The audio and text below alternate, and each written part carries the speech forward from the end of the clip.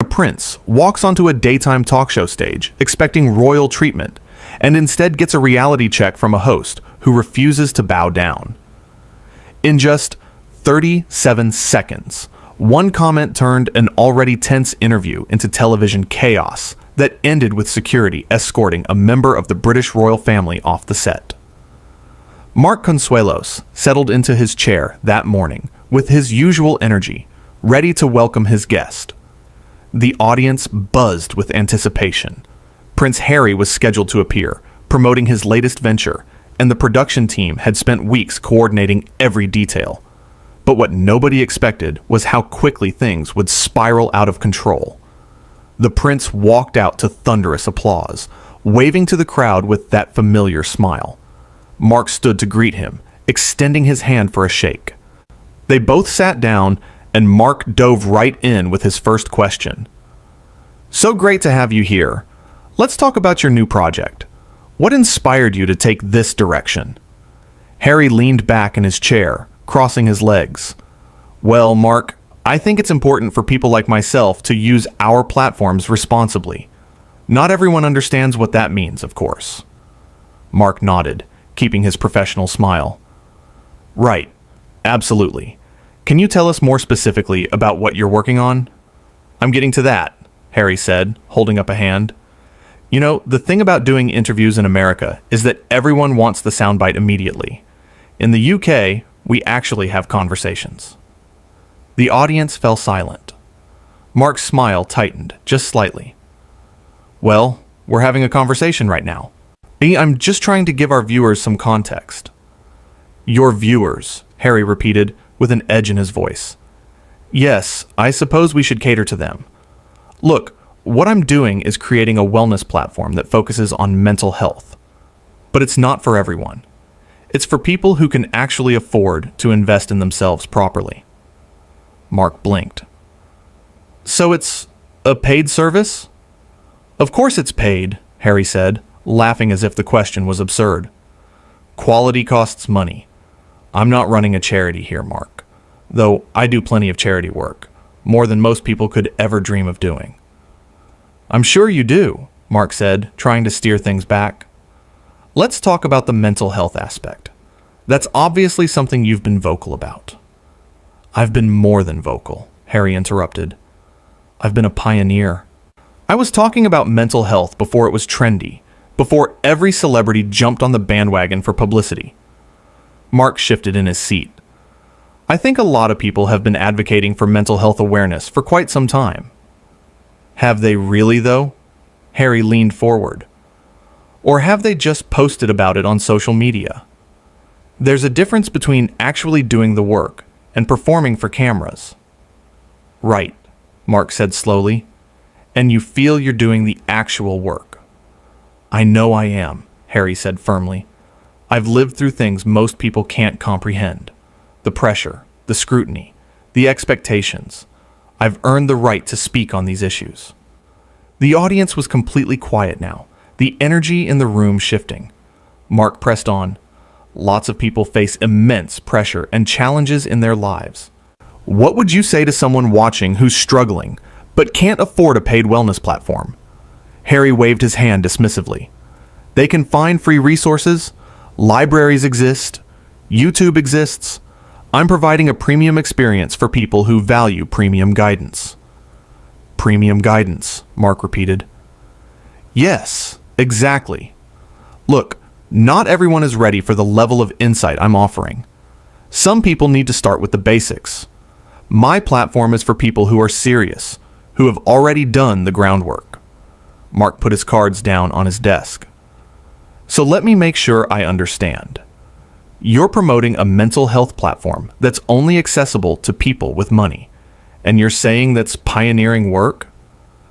"You're twisting my words," Harry said, his voice rising slightly. "I'm literally repeating what you just said." "No, you're putting a negative spin on it. This is typical American media, always looking for the controversy angle." Mark's jaw tightened. "I'm just asking questions about your project. You're the one who brought up the cost and exclusivity." "Because you asked," Harry shot back. "You wanted specifics. I gave you specifics. Now, you're acting like I'm the villain for being honest. I never said you were a villain, but if you're going to promote something on this show, I think our viewers deserve to know what it actually is. Harry stood up suddenly. Maybe this was a mistake. I thought we'd have an intelligent conversation, not an interrogation. Mark remained seated, keeping his composure. Please, sit down. We're just talking. Just talking, Harry mocked. You've been hostile since I sat down. I've been asking you about your project, Mark said, his voice level but firm. If you can't handle basic questions, I don't know what to tell you. Harry pointed at him. You know what your problem is? You think because you sit in that chair, you have authority over me, but you're just a talk show host. I'm a prince. The audience gasped. Mark stood up now, his expression hardening. And this is just a talk show. You agreed to come here. Nobody forced you. I came here as a favor, Harry said. Do you know how many shows wanted me? I chose yours because I thought you'd be respectful. Respectful? Mark's voice carried across the studio. I've been nothing but respectful. You're the one who's been condescending to me. To this show. And to our audience since you walked out here. I'm condescending? Harry laughed bitterly. That's rich. You've been trying to trap me with your questions, twisting everything I say. What have I twisted exactly? Quote me. Harry faltered for a moment. You know what you did. No, I really don't. Please, tell me. This is ridiculous, Harry said, looking around. Are we done here? We're done when you walk off that stage, Mark said. But let's be clear about what's happening. You came on this show. You made some questionable statements about exclusivity and elitism. I asked you about them. And now you're upset because you don't like being challenged. Challenged? Harry's face flushed. You're not challenging me, you're attacking me. And there's a difference. Asking you to explain your own words is not an attack. Yes, it is, when you do it with that tone. Mark shook his head. What tone? I'm speaking to you like I speak to every guest. The difference is most guests don't act like they're above having a conversation. I don't act above anything, Harry insisted.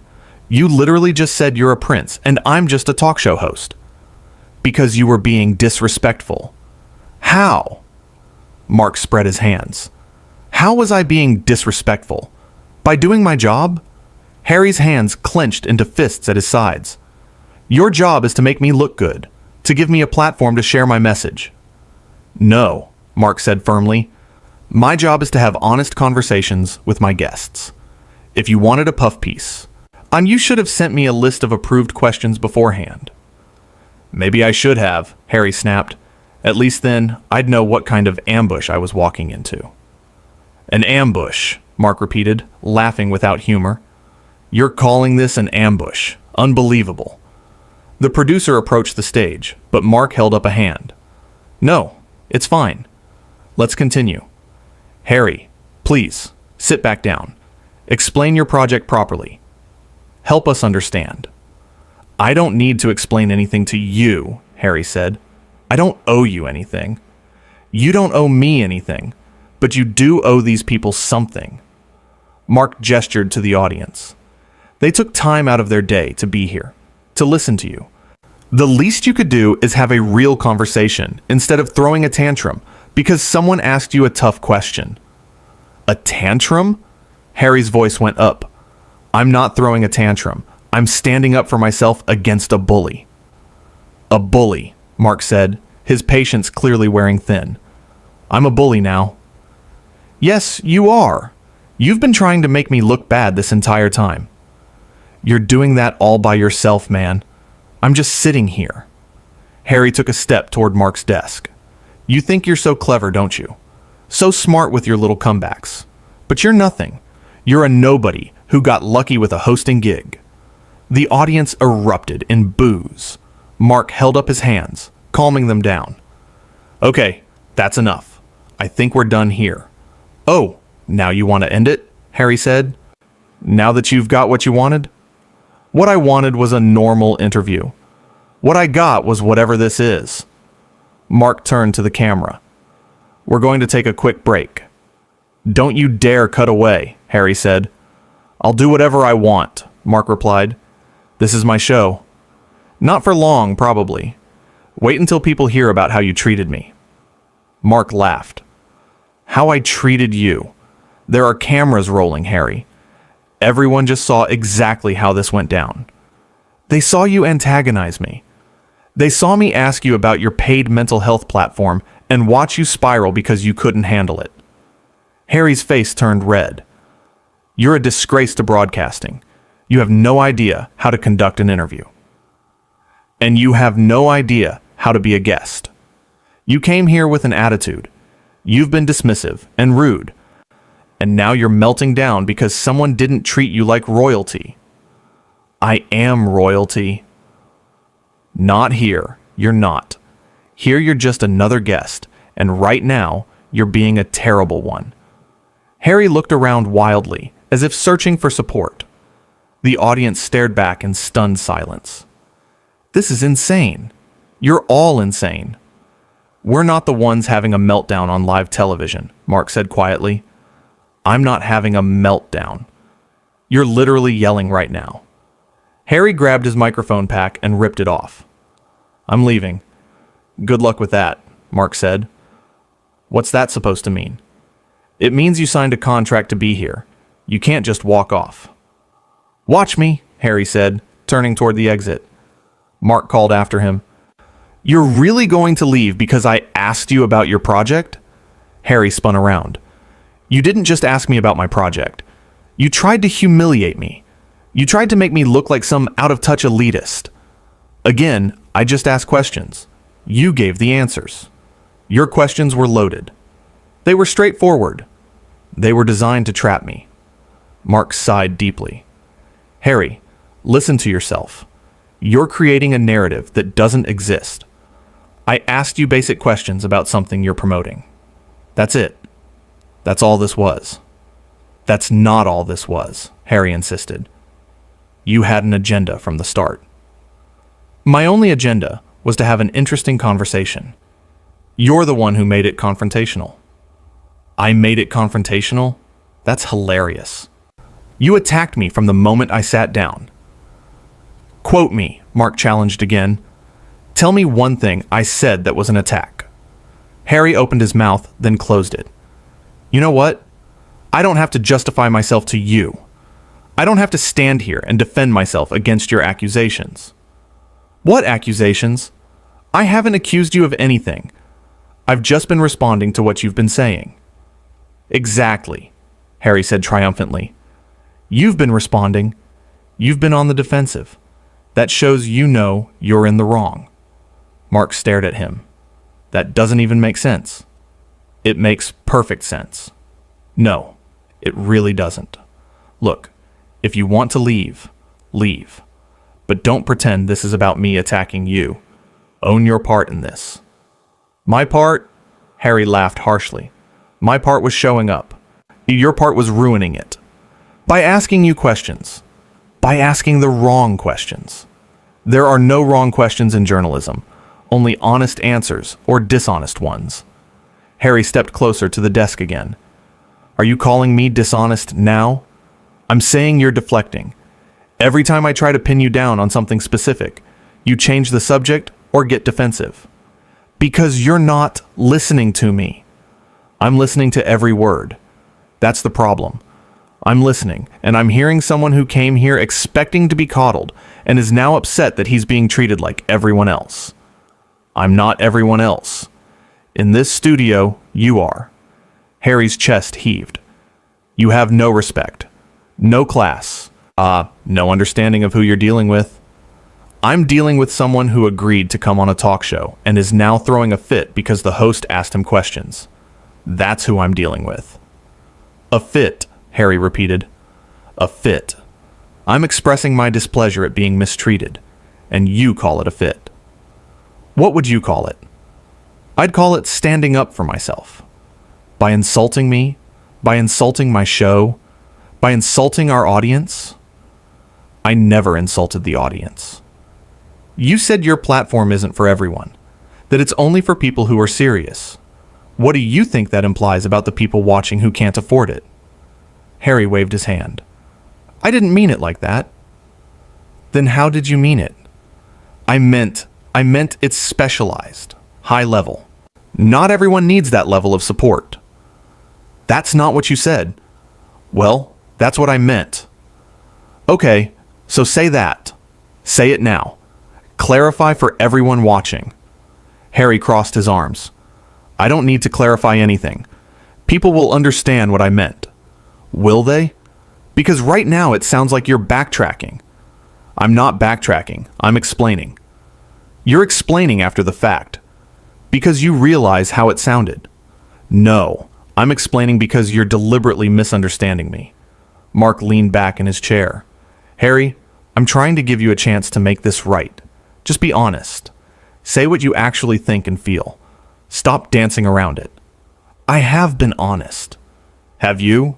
Or have you been trying to sound good while saying something kind of crappy? The audience murmured. Harry looked around, in seeming to realize for the first time that he'd lost the room. This is a setup. You planned this. Planned what? Planned for you to act like this? How could I possibly plan for this? You invited me here knowing you'd go after me. I invited you here to talk about your project. You're the one who turned it into whatever this is. Harry pointed at him again, his finger shaking. You're going to regret this. Is that a threat? It's a promise. When people find out how you treated me, your career is over. Mark smiled sadly. Harry, there are cameras everywhere. People are going to see exactly what happened here. They're going to see me asking reasonable questions and you losing it. So, if anyone's career should be worried, it's probably not mine. Harry's face went pale, then red again. You smug. Arrogant. Careful, Mark warned. We're still on the air. I don't care, Harry shouted. I don't care about your show, your audience, or your opinion. You're beneath me. The studio went dead silent. Even the crew stopped moving. Mark stood up slowly, his expression serious. Get out. What? You heard me. Get out of my studio. You can't kick me out. Watch me. Security. 2 security guards appeared from the wings. Harry looked at them, then back at Mark. You're actually doing this? You just said I'm beneath you. You insulted everyone here. Yeah, I'm actually doing this. You'll pay for this, Harry said as the guards approached. You have no idea who you're messing with. I'm messing with someone who forgot how to be a decent human being, Mark said. Now leave. Harry looked at the guards, then at the audience, then back at Mark. For a moment it seemed like he might apologize, might try to salvage the situation. But instead, he straightened his jacket and lifted his chin. Fine. I didn't want to be here anyway. That was obvious, Mark said. Harry walked toward the exit, the guards flanking him. At the last moment, he turned back. You're going to regret this, Mark. I promise you. The only thing I regret is booking you, Mark replied. Harry opened his mouth to respond, but one of the guards gently guided him toward the door. The audience watched in silence as Prince Harry disappeared backstage, his footsteps echoing in the quiet studio. Mark stood at his desk, looking at the camera. His face was flushed, his hands gripping the edge of the desk. He took a deep breath, composing himself. The audience remained silent, but unsure how to react. Finally, Mark spoke. Well, that just happened. A nervous laugh